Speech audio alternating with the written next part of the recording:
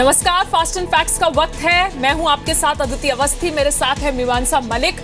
पूरी रिसर्च के साथ अब खबरें आपको दिखाएंगे। और सबसे जो बड़ी खबर इस वक्त मिल रही है वो उत्तराखंड से है। उत्तराखंड में अगला मुख्यमंत्री कौन होगा, इसका फैसला बस कुछ ही देर में हो जाएगा। इस वक्त देहरादून में बीजेपी विधायक दल की बैठक चल रही है। बैठक में पर्यवेक्षक के तौर पर केंद्रीय मंत्री नरेंद्र तोमर और बीजेपी नेता सरोज पांडे मौजूद हैं। साथ ही उत्तराखंड बीजेपी के प्रभारी श्याम जाजू और पेट्रोलियम मंत्री धर्मेंद्र प्रधान भी बैठक में मौजूद हैं। सीएम पद की त्रिवेंद्र सिंह रावत के अलावा प्रकाश पंत और सतपाल महाराज, जो कि प्रबल दावेदार इस पद के लिए माने जा रहे हैं, आज मुख्यमंत्री का ऐलान होने के बाद कल उत्तराखंड की नई सरकार शपथ लेगी। शपथ ग्रहण में पीएम नरेंद्र मोदी भी शामिल होंगे। माननीय प्रधानमंत्री जी की उपस्थिति में उत्तराखंड की नई सरकार की शपथ विधि होगी। उसकी व्यवस्था देखने के लिए हम लोग यहाँ आए थे।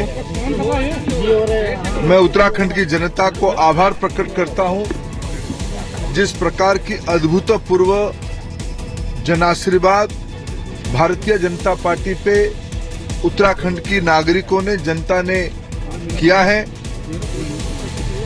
हम विनम्र कोशिश करेंगे। प्रधानमंत्री जी ने इसी परेड ग्राउंड में निवेदन किया था। उधर उत्तर प्रदेश का मुख्यमंत्री कौन होगा, ये कल तय हो जाएगा। कल शाम 4 बजे बीजेपी विधायक दल की बैठक होगी। उत्तर प्रदेश में ऐतिहासिक जीत के बाद अब बीजेपी में इस बात पर मंथन चल रहा है कि इस प्रचंड बहुमत के साथ सरकार बनाने वाला चेहरा कौन होगा। रेल राज्य मंत्री मनोज सिन्हा ने आज कहा कि वो किसी रेस में नहीं है। वहीं यूपी बीजेपी के अध्यक्ष केशव प्रसाद मौर्य ने बताया कि उन्होंने बीजेपी अध्यक्ष को अपनी पसंद बता दी है। राजनाथ सिंह पहले ही कह चुके हैं कि उनके मुख्यमंत्री बनने की चर्चा निरर्थक है।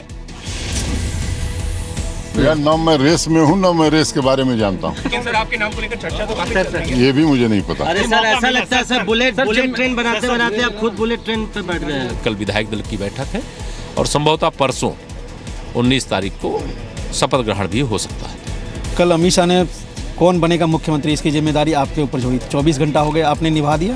अध्यक्ष जी को बता दिया कौन बनेगा। निश्चित तौर से अध्यक्ष जी को जो बताना था वो बता दिया। नहीं, देरी कुछ नहीं है। हमारे इतनी जीत का आनंद लेने दीजिए सबको।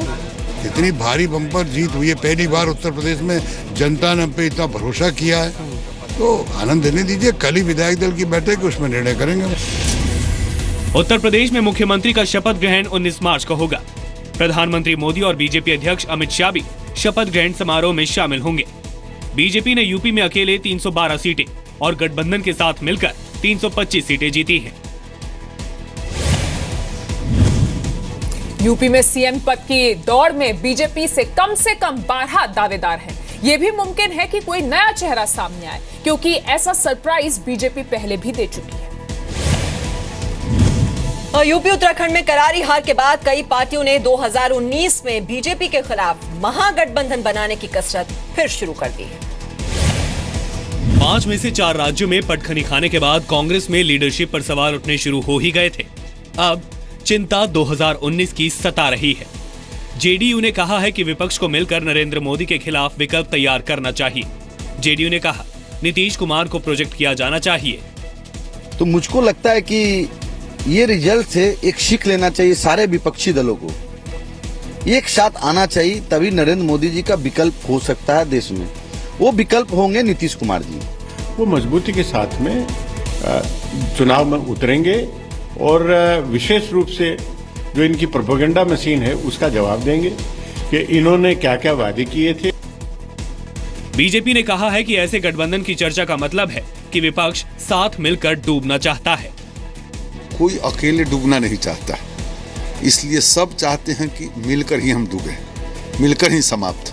तो मतलब डूब जाएंगे आपको लगता है कि उभर नहीं पाएंगे? बिल्कुल बिल्कुल।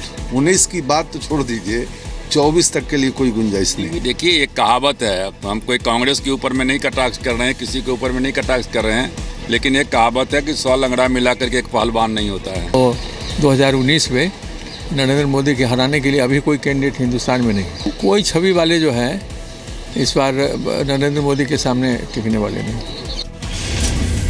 5 राज्यों के नतीजों के बाद देश में सिर्फ 6 राज्यों में कांग्रेस की सरकार रह गई है। बिहार में कांग्रेस गठबंधन का हिस्सा है। कांग्रेस को 2013 में एमपी, छत्तीसगढ़, राजस्थान, दिल्ली, त्रिपुरा, नागालैंड में हार मिली। राहुल गांधी के नेतृत्व में कांग्रेस 2014 के लोकसभा चुनाव में सिर्फ 44 सीटों पर सिमट गई। 2015 में कांग्रेस को दिल्ली विधानसभा में एक भी सीट नहीं मिली। बिहार में भी कांग्रेस नीतीश भरोसे जीती। 2016 में कांग्रेस को असम, केरल और पश्चिम बंगाल में हार मिली। सिर्फ पुदुचेरी में कांग्रेस सरकार बनी। हालांकि कांग्रेस बिहार में नीतीश का पिछलग्गू बनने का एक्सपेरिमेंट कर चुकी है, लेकिन राहुल गांधी को छोड़कर वो नीतीश को नेता मानेगी, आसार कम ही है। कांग्रेस ने आज गोवा मामले पर राज्यसभा में फिर हंगामा किया। कांग्रेस ने कहा गोवा में जनादेश का अपमान हुआ है। गोवा में पर्रिकर सरकार के कल बहुमत साबित कर देने के बाद भी कांग्रेस ने आज राज्यसभा में गोवा का मुद्दा उठाया। दिग्विजय सिंह ने बीजेपी पर विधायकों की खरीद फरोख्त का आरोप लगाया। इसके बाद कांग्रेस सांसद वेल में आ गए और लोकतंत्र की हत्या बंद करो के नारे लगाए। दिग्विजय ने राज्यपाल की भूमिका पर सवाल उठाए तो डिप्टी स्पीकर ने कहा कि राज्यपाल के रवैये पर तभी चर्चा हो सकती है जब मूल प्रस्ताव लाया जाए। Governance conduct can only be discussed on the basis of a substantive motion. Now he is discussing the governance conduct. एक तरफ जनादेश का अपमान, दूसरी तरफ चेयर की रूलिंग का अपमान। तो आप तो अपना अपमान महासभा बन गए। गोवा में किसी पार्टी को बहुमत नहीं मिला। कांग्रेस को सबसे ज्यादा 17 सीटें मिली। बीजेपी को महाराष्ट्रवादी गोमांतक पार्टी और गोवा फॉरवर्ड पार्टी के 3 और 3 निर्दलीय विधायकों ने समर्थन दिया। एनसीपी के विधायक ने भी विश्वास मत के पक्ष में वोट दिया। कांग्रेस विधायक विश्वजीत राणे विश्वास मत के दौरान गैर हाजिर रहे थे। वैसे कांग्रेस के इस हंगामे का बिहार में उसकी गठबंधन साझेदार जेडीयू ने भी समर्थन नहीं किया। नारद स्टिंग मामले में पश्चिम बंगाल की ममता सरकार की मुश्किलें बढ़ गई हैं। कलकत्ता हाईकोर्ट ने नारद स्टिंग की जांच सीबीआई को देने का आदेश दिया है। शारदा घोटाले में पहले से फंसी ममता बनर्जी सरकार के लिए नारद स्टिंग की सीबीआई जांच दूसरा बड़ा झटका है। कलकत्ता हाईकोर्ट ने सीबीआई को स्टिंग के सारे टेप 24 घंटे के भीतर कस्टडी में लेकर 72 घंटे में प्राथमिक जांच शुरू करने और जरूरत पड़ने पर एफआईआर दर्ज करने का आदेश दिया है। पश्चिम बंगाल में विधानसभा चुनाव के दौरान नारद न्यूज ने एक स्टिंग ऑपरेशन किया था, जिसमें तृणमूल कांग्रेस के 6 सांसदों, कई मंत्रियों और नेताओं को कैमरे पर घूस लेते दिखाया गया था। एक आईपीएस ऑफिसर एसएमएच मिर्जा को भी घूस लेते हुए दिखाया गया था, जिसे कोर्ट ने सस्पेंड करने का आदेश दिया है। मामले की सीबीआई जांच के आदेश के बाद लेफ्ट ने ममता पर निशाना साधा है। वहीं ममता इसे बीजेपी की साजिश बता रही है। Direction to CBI to complete the investigation, preliminary investigation within 72 hours, and they'll collect the device from the Calcutta High Court Official Committee within 24 hours. सबसे तो विक्टिम्स हम लोग हैं।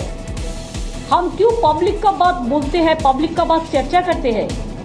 इसी के लिए हमारा पार्टी का खिलाफ पहले से ही शुरू किया 2014 से। Well, we hope that you see, we've always been saying that there's a Didi Bhai, Modi Bhai access, which has delayed this inquiry for such a long time. Narada sting case Paschim Bengal में विधानसभा चुनाव के दौरान नारद न्यूज के CEO Matthew Samuel ने कराया था। Matthew ने कोर्ट में बयान दिया था कि उन्होंने स्टिंग तहलका.com के कहने पर कराया था। मैथ्यू के मुताबिक टीएमसी सांसद केडी सिंह ने तहलका का मालिकाना हक लेने के बाद टेप रिलीज होने से रोक दिए थे। मैथ्यू सैमुअल जब नारद न्यूज के सीईओ बने तब उन्होंने स्टिंग ऑपरेशन के टेप सार्वजनिक किए थे। कलकत्ता हाईकोर्ट ने स्टिंग मामले में पुलिस की भूमिका पर भी सवाल उठाए हैं। पुलिस के रोल को कठपुतली जैसा करार दिया है। भारत के 2 मुस्लिम धर्मगुरु पाकिस्तान में लापता हो गए हैं। विदेश मंत्री सुषमा स्वराज ने पाकिस्तान के साथ ये मामला उठाया है, पाकिस्तान से जानकारी मांगी। दिल्ली की हजरत निजामुद्दीन औलिया दरगाह के खादिम समेत 2 मुस्लिम धर्मगुरु लाहौर के दाता दरबार में जियारत के लिए गए थे। दरगाह के बाहर उन्होंने तस्वीरें भी खिंचाई थी। परिवार के मुताबिक दोनों से आखिरी बार बातचीत लाहौर से कराची जाते वक्त हुई थी, जब दोनों लाहौर एयरपोर्ट पर थे। लेकिन कराची एयरपोर्ट पर उतरने के बाद से यानी बुधवार से दोनों का कोई पता नहीं है। विदेश मंत्री सुषमा स्वराज ने ट्वीट किया, 2 भारतीय धर्मगुरु कराची एयरपोर्ट पर उतरने के बाद से लापता हैं। हमने पाकिस्तान सरकार के सामने मामले को उठाया है और उनसे आग्रह किया है कि वो भारतीय नागरिकों के बारे में जानकारी दें। अपनी सरकार से हम अपील कर रहे हैं, भारत सरकार से, कि इस पे जो है जल्द से जल्द जो है हमारी जो है वालिद साहब की पता लगाया जाए कि कहाँ है। सरकार जो है उसमें जो कुछ भी उपयुक्त कदम है वो उठा रही है और पाकिस्तान की सरकार से भी इस संबंध में सरकार ने उच्च पदस्थ जो हमारे अधिकारी हैं उन्होंने कहा। पाकिस्तान ने पिछले दिनों इस्लामिक आतंकियों ने कई सूफी दरगाहों को निशाना बनाया था। यूपी में चल रही परीक्षाओं में खुलेआम नकल का खेल हो रहा है। यूपी बोर्ड की परीक्षा में नकल रोकने के दावों की रोज हवा निकल रही है। तस्वीरें कौशाम्बी जिले की, जहां खुलेआम नकल का खेल चल रहा है। गोंडा में नकल की पर्चा मिलने पर छात्र की कॉपी रद्द कर दी गई। मथुरा में नकल रोके जाने पर पुलिस वाले पर ही हमला कर दिया गया। मथुरा में स्कूल के बाहर ही नकल माफिया कैशवन पेपर बाहर आते ही किताबों और गाइड के पन्ने फाड़कर अंदर भिजवा रहे हैं। वहाँ पर जो कुछ लड़के जो नकल कराने की कोशिश कर रहे थे, अच्छा, तो हमने उन्हें हाथ हटा दिया।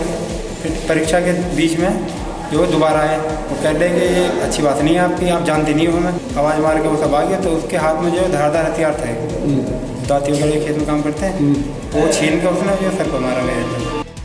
कन्नौज में 6 टीचरों को नकल कराने में शामिल होने पर सस्पेंड कर दिया गया है, जबकि नकल करने वाले 2 मुन्ना भाइयों को भी फ्लाइंग स्क्वाड ने रंगे हाथों पकड़ लिया। कौशाम्बी में डीएम ने आदेश दिया है कि परीक्षा में नकल की घटना सामने आने पर सेंटर इंचार्ज के खिलाफ एफआईआर दर्ज की जाए। कन्नौज परीक्षा में नकल रोकने के लिए 35 मजिस्ट्रेट की तैनाती की गई है। नकल रोकने के लिए सेंटर पर फ्लाइंग स्क्वाड तैनात किए गए हैं। बीजेपी की कल्याण सिंह सरकार के दौरान यूपी में नकल की सजा जेल घोषित कर दी गई थी। पिछले दिनों चुनावी रैली में पीएम मोदी ने भी यूपी के नकल माफिया का मुद्दा उठाया था। लुधियाना कोर्ट ने एक अनोखा फैसला सुनाया है। कोर्ट ने मुआवजे का पैसा न चुकाने पर रेलवे से स्वर्ण शताब्दी ट्रेन छीनकर एक किसान को दे दी है। कोई पूछे कि स्वर्ण शताब्दी ट्रेन का मालिक कौन है, तो आपका जवाब होगा रेलवे। जी नहीं, इस शानदार ट्रेन के मालिक अब संपूर्ण सिंह है। जी हां, साधारण सा दिखने वाला एक किसान। रेलवे ने संपूर्ण सिंह को जब उसकी जमीन का अधिग्रहण करने के बदले पूरा मुआवजा नहीं चुकाया, तो लुधियाना की कोर्ट ने अनोखा फैसला सुनाया। कोर्ट ने अमृतसर से दिल्ली के बीच चलने वाली स्वर्ण शताब्दी ट्रेन का मालिकाना हक संपूर्ण सिंह को दे दिया और कहा कि इस ट्रेन को वो अपने घर ले जाएं।